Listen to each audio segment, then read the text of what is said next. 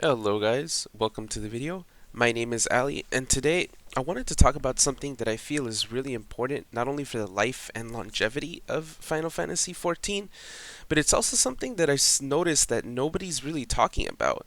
And so I figured, well, I may as well just talk about it myself. Without any further ado, let's begin. Now, a lot of us, it's no surprise that Final Fantasy XIV's expansion Shadowbringers has brought a lot of positive changes to the game. It's got a great story, awesome boss fights, pretty hype moments. It also brought a lot of nice quality of life changes to the gatherers, the crafters, and a couple of the combat classes that really needed it. But nobody's really talking about the bad changes that the expansion brought. And that's something that I think that's really important there needs to be discourse on that topic. And what am I talking about? I'm talking about the fact that for the tank and healer classes, there was a lot of standardization that Square Enix tried to make, and some of it led to what I call over standardization, or in other words, homogenization. And I'm talking about the unique and the complicated gameplay for some of the tank and healer jobs that has essentially been ruined as of this expansion. Now, ruined, of course, is subjective in my opinion, but I don't think that the combat is as good as it used to be. And I believe that the flaws in the Shadowbringer job design are more than likely due to the fact that there are only 4 devs working on the game's combat system, and all of those devs have openly admitted that they don't even like playing tanks or healer jobs. So why is nobody talking about that? Why are we not asking Square Enix to at least hire a dedicated tank and a dedicated healer dev? That's one of the important things that I wanted to talk about today in this video. Now, there were some good changes that the X-Pack brought, what I was calling standardization. For example, the enmity changes are really good for both new tanks and new healers. Back in the past, if you were a new tank and your DPS or your healer outgeared you severely, well, it just led to you not being able to generate enough aggro to catch up to them. And so they changed enmity for the better part of that. Back in the day when you were a new healer, if you weren't comfortable with, healing and attacking and you didn't watch your aggro and you overhealed, you could get severely punished for that. And now that you can no longer get punished for overhealing, that's pretty nice for a new player, someone who isn't yet used to the system of the game has some leeway room. So overall, I believe the enmity changes were a great thing. And then on top of that, now that tanks and healers have had their kits adjusted a bit so that they have similar tools, that's a really good thing.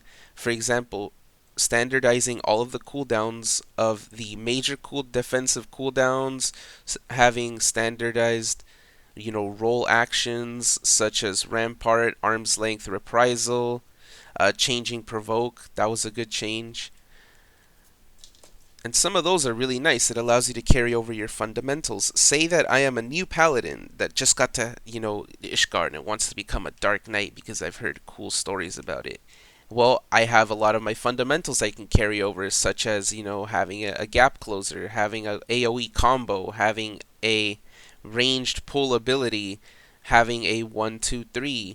Those are all really nice changes. Having a personal buff. Those are really good. But nobody's talking about the bad standardization that happened. And what am I referring to that? I'm referring to the over homogenization of the tank and the healer jobs. Now, some of the negative aspects, in my opinion, are essentially the erosion of the unique gameplay style of Dark Knight. Dark Knight used to have a very consistent damage output, and it was a resource generation tank, a builder and spender. But now Dark Knight has essentially become almost a warrior clone where its 1-2-3 generates a resource that it can use, and then on top of that, its delirium ability allows you to enter delirium and spam your resource 5 times. Oh, whoa, amazing. And that's not really what Dark Knight used to be about. I mean, delirium used to be a resource generation ability that had interplay with the kit, and that's gone. Scholar had a lot of its attacks removed, and its fairy is no longer on an independent global cooldown, and those two changes actually affect the job's performance a lot harder than any of the changes that White Mage or Astro had faced. And the final thing, tank stances themselves, they used to have like unique perks to them that made each job a little bit different. Paladin used to have a 20% defense bonus, so it was a little bulkier than the other two. Warrior used to have that big HP pool and used to receive extra healing to compensate for not only the big HP pool, but to compensate for their lack of inherent mitigation via a tank stance. Dark Knights was a little different. It used to be able to, just like Warrior used to be able to use both stances, but I am glad that they removed the need to have Dark Side active to use certain abilities. But at the same time, having those tank stances no longer have unique little perks that add to the gameplay flavor, that's not really that cool.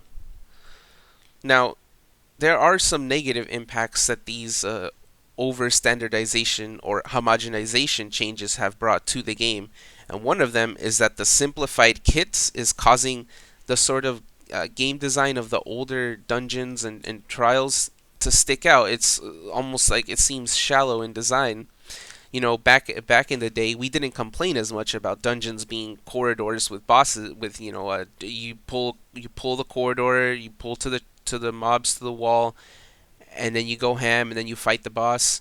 And nobody ever had a problem with that because our kits were a lot more complicated, so we were able to have fun interplaying with that. Whereas nowadays, the kits have been so simplified that, well, the design just lends itself to, being criticized that way. And as much as I would like a return to form for the dungeons, that's a topic that I believe is for a separate video. Now, another one of these really bad gameplay changes is that healers had their attacks removed in order to have them focus more on healing, as the devs said. But they did not tackle what is, in my opinion, the biggest new player, trap, and that is the Cure 1 trait, the one that lets you proc for Cure 2. I've seen this many times. I'm sure many of you guys have seen it too. Level 70s in your dungeon still using Cure 1. And that's not really their fault. It's more the fault of the game not removing that proc that is a trap. That proc sort of teaches players that they should they should use Cure 1 and fish for the 2 Cure proc, as opposed to learning how to use their tank's HP pool as a source of, resource that they can actually sit there and that they can let their tank take some more damage because they have huge HP pools, and then when the tank, after you've thrown a few attacks, the tank is about half, you use your Cure 2 and your other big cures, to top the tank off. And that skill set of learning how to maximize healing efficiency, that skill set of learning how to be a battle mage, is not really being passed on to the newer players because they think, oh, I should use Cure 1 because Cure 1 is, it has that proc. And I really feel that Square Enix should have just had Cure 1 evolve into Cure 2. Same for Benefic 1 and 2. They should have just had that evolve so that new players don't get stuck. Well, Benefic is different because it does allow you to weave an ability. So perhaps Benefic 2 could have a lower healing and weave the ability. Anyway, I have been ragging on the game, I know I have, but actually Shadowbringer did bring some good accessibility, some good, and it proves that it's already possible within the game.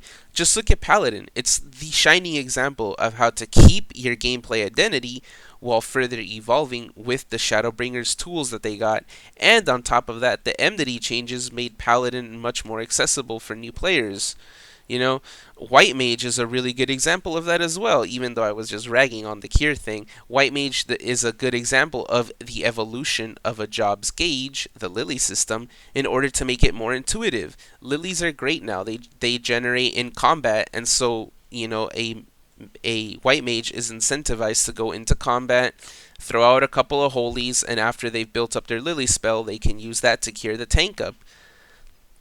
So it is possible to have good changes that lead to, good homogenization, standardization in the game. It is possible.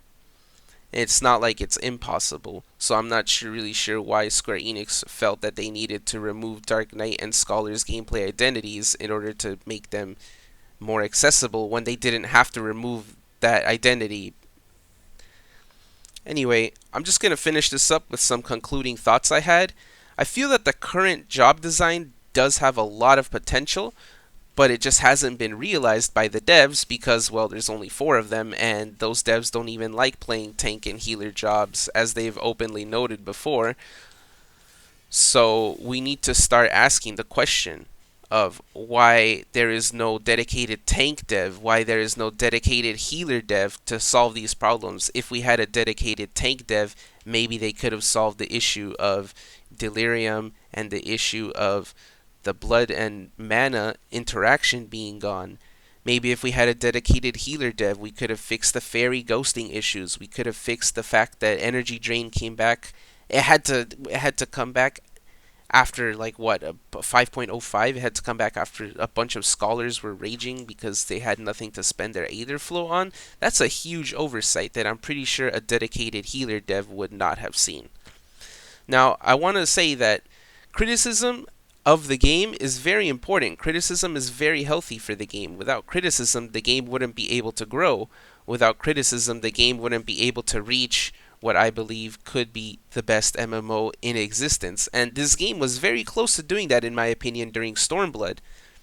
Now, imagine if there was no criticism of the game, the devs back in Stormblood had nobody criticize the aggro, maybe the enmity changes wouldn't have gone through for Shadowbringers, and tanks and healers would not be as accessible as they are nowadays. You know, without criticism, growth cannot facilitate. So criticism shouldn't be drowned out by the voices. You know, that's just my own opinion. And I guess that's it. Thanks for listening, guys. Hope you enjoyed the video, and as always, take care, guys. Be seeing each other on another day. I'll be dropping some videos on my thoughts on both Dark Knight and Scholar individually in the future, so look out for those. Anyway, have a good time, guys. Peace.